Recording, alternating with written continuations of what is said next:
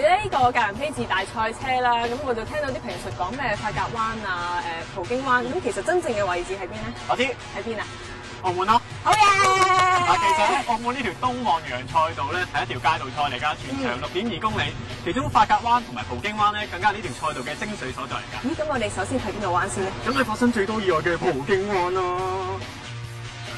咦嗱，車手喺呢個格蘭披治大樓嘅起點出發，經過文華東方灣之後，就會嚟到呢個令人聞風喪膽嘅葡京灣啦。係啦，之所以咁樣咧，後邊嘅觀眾席咧就由2000幾個加多去到咧5000幾個座位咁多添啦。喂 Eric 啊，我哋手上邊咧呢個藤球咧幾靚喎，你織㗎？係啊，織2個俾你啦。嗱，其實呢藤籃咧就係擺喺防撞欄入邊㗎，目的就係咩咧？就係增加避震嘅功能，車手撞車嘅時候都安全啲啊嘛。係啊，好安全啊！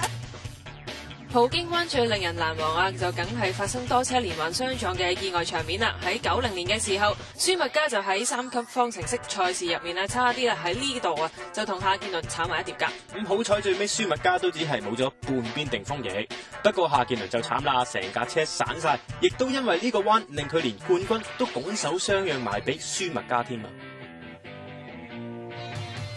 咁經過咗葡京灣啦、加斯蘭灣同埋產房灣之後，車手咧就會嚟到呢個海角遊雲灣啦。嚟到海角遊雲灣，會唔會個個遊晒雲繞轉彎嘅咧嚇？唔係啦，梗係咁。其實呢個名咧就係用咗19世紀一個葡萄牙嘅女王嘅名 Donna Maria 咧嚟到命名㗎。哦，即係女王個名叫海角遊雲啊！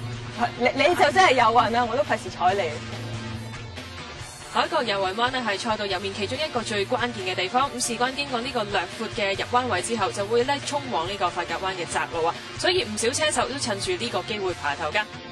喂 Area， 點解咁耐都冇巴士嘅咧？等咩巴士啊？我哋已經嚟到東望洋賽道最險要嘅法甲灣啊！個個車手嚟到都要奉旨減速㗎。哦，咁又係啊！呢個灣咧有成180度啦，咁而且亦都係成個比賽最窄嘅路段，只係得7米嘅啫。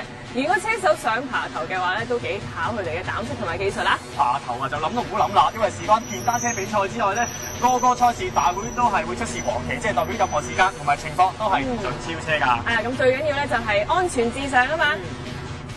當車手咧過咗漁翁灣之後，就會嚟到賽道最後嘅一個彎——水塘北角灣啦。冇錯啊，呢度可以話係車手加速快放衝線嘅好地方啊！咁查實咧喺澳門外港建成之前啦，呢個灣曾經咧就係水翼船靠岸嘅參考點，咁而夜晚黑咧更加係船隻唯一嘅導航指示添。行咗成日賽道，好肚餓啊！一場嚟到澳門，不如食個豬扒包嚟。